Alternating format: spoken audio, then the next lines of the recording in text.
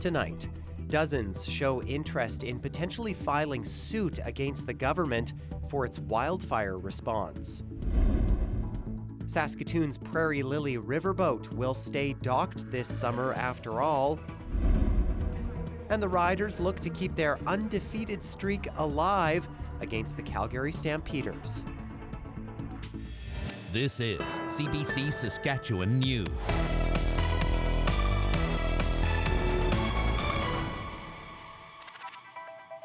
It is Tuesday, July 8th, and the CBC Saskatchewan News starts right now.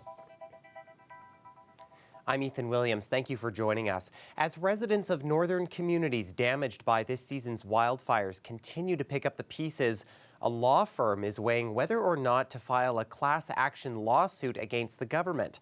Many people have said the government did not do enough to protect their properties from the raging fires. Alexander Kwan has our top story. There's certainly a group that suffered a similar harm or loss in that 3.5 million acre area where the fires have burned through. Wildfires in Saskatchewan's north have left some communities devastated. Now, a law firm says it's weighing whether it will file a class action lawsuit against the province for its response to the fires. On Monday, Procido LLP held a webinar meant to provide information about the class action process to those affected by the fires. It expected 5 or 10 people to show up. Instead, more than 100 people logged on. I knew immediately that there was people that were frustrated, that had suffered losses and damages, and I think more importantly, nobody was listening to them. Residents from the fire-devastated communities have publicly complained about what they feel is a lack of response from the province, even as wildfires swept toward their communities in May and June. In Denair Beach, near the Saskatchewan-Manitoba border, more than 200 homes were destroyed by the wildfire. Rhonda Werbicki, who lost her home in that blaze, attended the webinar on Monday. She says she wants to ensure no other communities experience what hers did. Nobody really wants to go to court, especially like on this kind of a scale, but I do think that some wrongdoings were done, and I do think that we need answers, and I do think that our province needs to be held accountable. The Saskatchewan Public Safety Agency has said the 6 uncontrolled wildfires in the province at the time received multiple levels of response. The law firm has stressed that this is just the start of a process that could take years or even decades. A class action lawsuit is expensive, and there's no guarantee of a payment for the law firm. But a class action also provides a chance to get answers for those who want them. I'm hopeful that there's some positive change here in the sense that resources are put in place to deal with a changing climate, and that more importantly, people, public property and private property, and people are protected in northern Saskatchewan. If Procido does move forward with the lawsuit, it will inform potential clients by July 18th. Alexander Kwan, CBC News, Regina. RCMP say active members of the Canadian Armed Forces are facing terrorism-related charges. Investigators allege that 4 men attempted to form an anti-government militia in Quebec. 2 of the suspects are active military. The Mounties say they don't anticipate the arrest of more personnel at this time. It's really a society issue. It's not something that's happening only in the armed forces. Being anti-authority in general is really something that we're seeing even in youth that have nothing to do with the army, but are not happy with what's happening around them. Investigators allege there was a plot to, quote, forcibly take possession of land in the Quebec City area, and that 3 of the suspects took concrete actions to facilitate terrorist activity.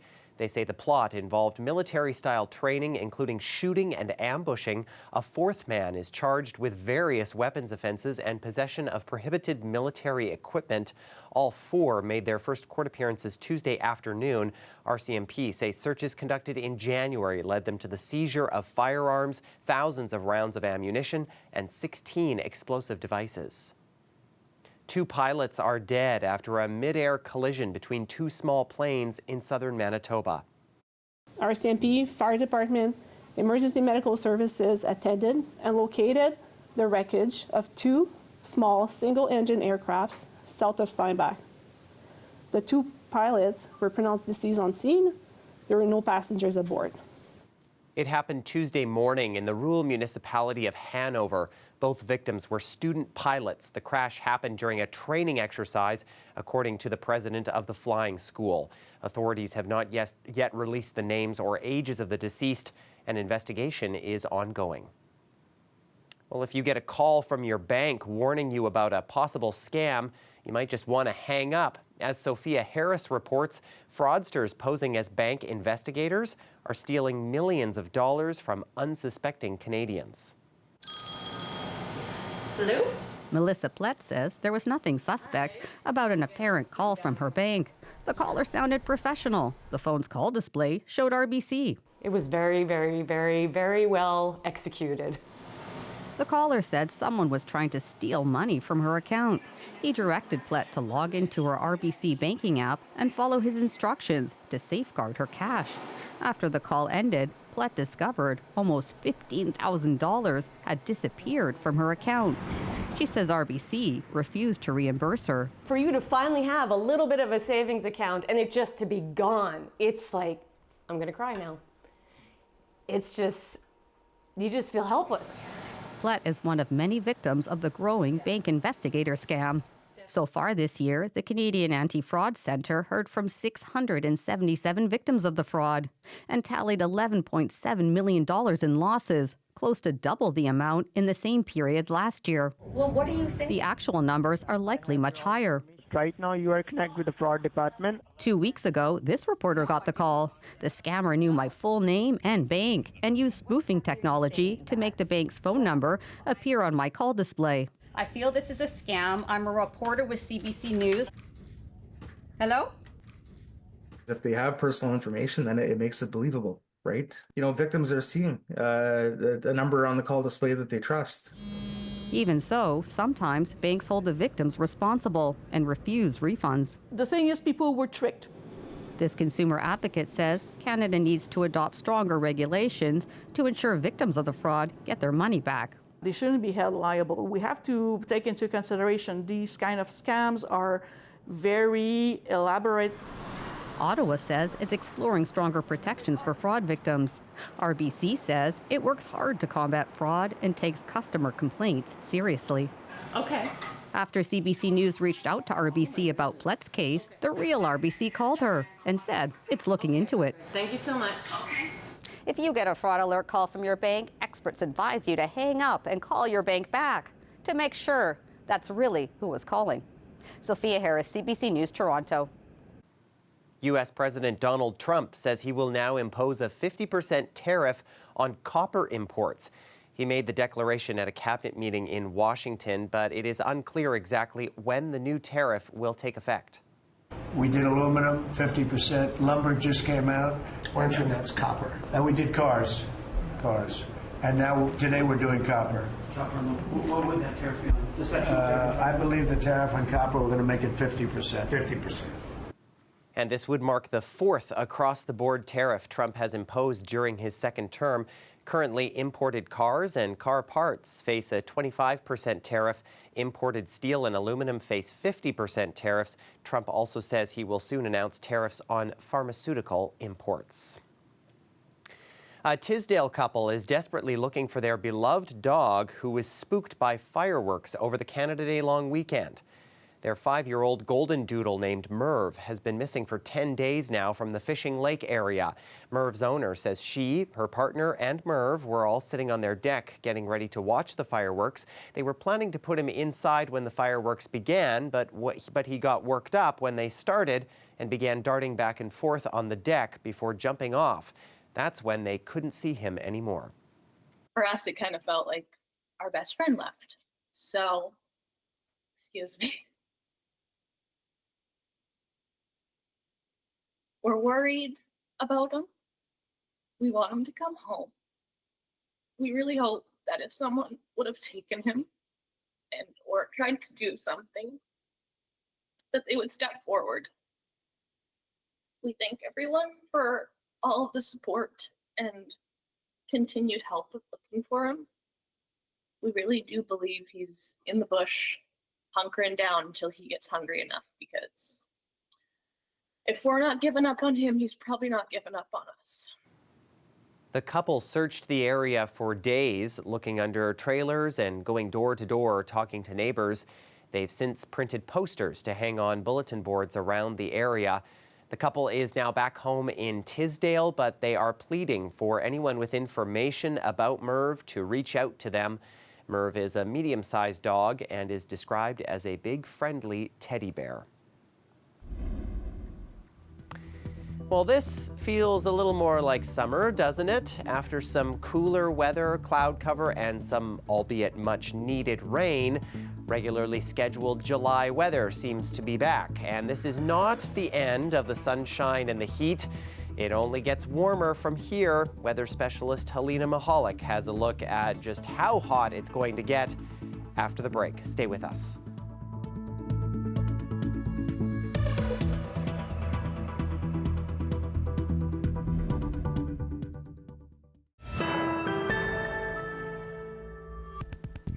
Saskatoon's Prairie Lily Riverboat won't be setting sail after all. This was supposed to be the boat's final season on the South Saskatchewan River, but low water levels are keeping it docked. Saskatoon Morning's Stephanie Massicott spoke with the boat's co-owner about her concerns around water level management and what comes next. You know, every 2 or 3 years, Mother Nature usually puts a lot of snow in the Rockies, and that comes shooting down, and they have to open the spillways, and that's what's kept a lot of this clear for a number of years. But the last 5 years, all the water that's come, and it's not been sort of the average, has been retained in Diefenbaker Lake. And that water is still being used for irrigation and for power production. And where we're concerned with the Water Security Agency in situations like this, knowing that we haven't had any water here for 5 years, it needs to be managed. It's a resource that needs to be shared and shared responsibly. And I mean, we don't have a problem with power generation or irrigation, but we would like to think that nobody has a problem with the health of the entire ecosystem from the Gardner Dam to Cumberland House. What we have is such a unique setting here in Saskatoon, and unfortunately that isn't available, so a lot of what we do to sell this city has been damaged. So there's that effect. There's certainly a recreational effect. Even if we can't sail, we still have dinners, we've still got brunches, we've still got wine tastings. We've started having dockside drinks Friday, Saturday, and Sunday afternoon. So you can just come down and enjoy being out of town in the middle of the city. We're still hoping to sell the riverboat. We've had many people tell us they don't want to see or leave town. We don't either. So if we can manage a sale, Captain Mike and I are still committed to working with a future owner, working next year, hoping that the River Valley does get the attention it needs, and making sure that Saskatoon and Saskatchewan still have a really fun attraction to continue into the future.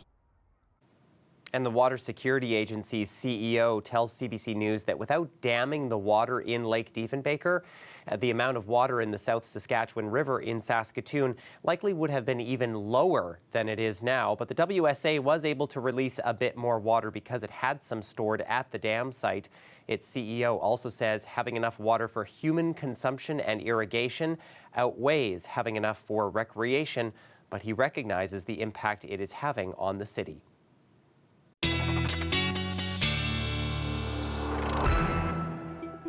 And weather specialist Helena Mahalik joins us now, and it seems no matter what body of water you head to, Helena, we've had a really nice day for it. Yeah, Ethan, it's been a beautiful day. I hope people who haven't been at work had a chance to go outside, maybe enjoy some of Saskatchewan's lakes, because it's been a hot day. Let's take a look at the daytime highs for the province. Places around Maple Creek, like Leader, Saskatchewan, were actually the hotspot of the entire country for a good few hours at 34 degrees. The rest of the province, south and central, hovering just below that 30-degree mark, and even the north was just around 30 degrees today. So the entire province was really soaking in that heat and hot conditions, prompting heat warnings to be in effect for many of the southwestern parts of the province. Tuesday night, we're in for a very clear evening, just a little bit of cloud coverage, but we're not seeing any chance of rain, just very clear skies, and we're going to continue to see that into the morning. Wednesday, we might see some rainfall in the north, some scattered showers, as well as in western parts of south and central Saskatchewan. And as we look ahead to Thursday, we may continue to see some rainfall, especially in the southwest for areas around Swift Current, and again, a chance of scattered showers in the north. We're continuing to see a trend of some lighter showers up there. Into Friday, we may see some showers just very lightly around the southeast, places around Estevan and Yorkton. So just how much rainfall are we going to get up north? That's the area we're seeing some light showers every day. It's really the far north that's going to get that moisture. Areas around Stony Rapids getting around 15 millimeters, Uranium City just over 10, but other areas like La Loche, Key Lake, only around 5 millimeters of rainfall from a few days of light showers. We know that rain is definitely needed in the area. Air quality warnings are in effect Tuesday for the La Ronge area, and special air quality statements are in effect from Cumberland House all the way up to Wollaston Lake. Over the next few days, we might continue to see air quality at its worst around La Ronge, and it could affect down into the northern grain belt, but we are seeing western parts of the province improving on their air quality in the coming days with that rainfall that we're seeing. It was a very breezy Tuesday evening with wind gusts up to 40 kilometers an hour. Wednesday, we'll continue to see closer to 50 kilometers an hour, especially in the southwest. And into Thursday, again, up to 30 to 40 kilometers an hour. Wind gusts for much of the province. And Wednesday will be our hottest day in the province with temperatures even over that 30-degree mark. But a system is going to come in overnight and cool things down. So Ethan, by Thursday, we might be seeing temperatures back to around seasonal for this time of year, but I'll be outside enjoying the sunshine. Yeah, count me in on that as well. Helena, thank you. Thanks, Ethan. Well, hundreds of searchers are digging through the banks of the Guadalupe River in Texas. It has been 5 days since a flash flood tore through the area, carrying more than 100 people away to their deaths. The state's governor says at least 160 people are still missing. Katie Nicholson is in the flood area with the latest. There's been a steady line through Ingram's main road. Searchers, emergency response vehicles, cleanup, and utility vehicles. Same here on the river. Lots of people out searching and doing more cleanup, while above, helicopters hover throughout parts of the river looking for the missing. There are hundreds of search crews up and down the Guadalupe River, some from out of state, places like Mexico and Florida. This work made all the more difficult by how the violent torrents of water slammed everything in its path up and over into the riverbanks. Recovery of the missing through massive piles of debris, a delicate task. These large piles can be very obstructive, and to get deep into these piles is very hazardous, and those specialized teams have to go in there layer by layer because our first responders, also the safety of them is concerned. So it's extremely treacherous, time-consuming, it's dirty work, the water's still there. So we're having to go layer by layer, peeling these off to make those recoveries. Then there are the recovery efforts of those who lost everything they own, like Henry Daigle. He barely escaped the rising waters in his RV park on Friday morning. Police told him he had to leave. He grabbed a few things and said within 60 seconds, the water was suddenly up to his knees. The water is actually lifting my truck up a little bit. I'm kind of bobbing my way out. On the road, getting traction, but I'm bobbing a little bit. And I realized just how close, I came to getting swept up in that current myself. Cops saved my life, really. If that trailer had been hooked up, which was 5 minutes later, no way I would have made it out of here. I would have been in the drink going downriver. They've been pulling me out today. Katie Nicholson, CBC News, Ingram, Texas. Well,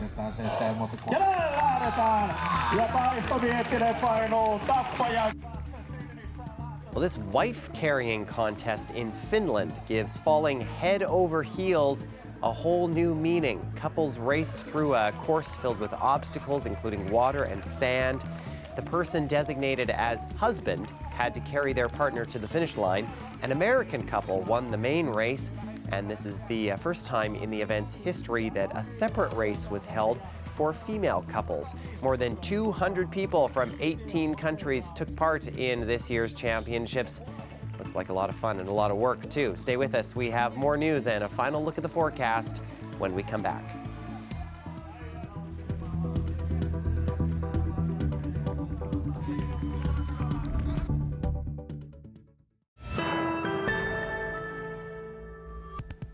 The Saskatchewan Roughriders are ramping up their preparations for Friday night's game against the Calgary Stampeders. It will be a battle for first place in the CFL's West Division. The Riders are coming off a bye week and sit at 4-0, while the Stampeders sit at 3-1. The main concern for the Green and White is how to stop Stamps quarterback Vernon Adams Jr. After another impressive performance last week, the Riders say they are keeping a close eye on Adams' dynamic abilities. Tough. I mean, he's been doing it a long time. He can beat you in a couple different ways. You know, he's had games where he's ruined it with his legs, and he's had games where he sat in the pocket and delivered. So everybody knows he's a gunslinger. You know, he's gonna put the ball in the air for his guys to get a chance to get the ball. He's good with, you know, escaping out of the pocket and then making plays with his feet if he has to. So all around good quarterback. That's gonna be a challenge, but ready for it. Sam Emelis and Sean Bain Jr. were once again limited on Tuesday. Neither receiver did a ton of work, putting their status in doubt for Friday night's contest. Kickoff is 7 o'clock at Mosaic Stadium.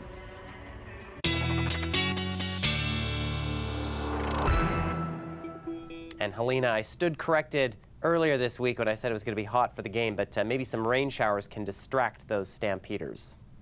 Yeah, Ethan, we're going to have a little bit of everything, maybe some rainfall to cool down that extreme heat. Let's take a look at our 7-day forecast for the city of Regina.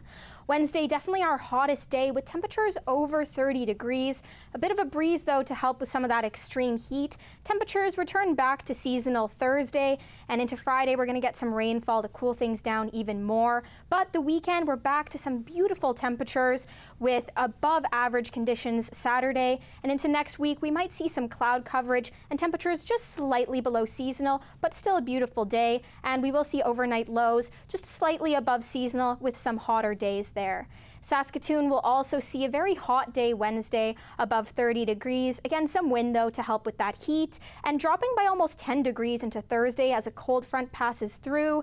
Back Friday to around seasonal, and going to last that way until Sunday, where some rainfall will take us until to around Tuesday. And again, we're seeing some overnight lows at seasonal or just slightly above with some of that rain. So, Ethan, you can find me at the Jazz Fest. I'll be staying in the shade away from the heat. I agree with that. And yeah, a few days of seasonal weather, something that's not too common around here these days. Thanks, Helena. Thanks, Ethan. And that is it for us. For more news anytime, you can always head to our website or subscribe to the CBC Saskatchewan YouTube channel. And you can also download the CBC News app on your smartphone or tablet. Thanks so much for watching.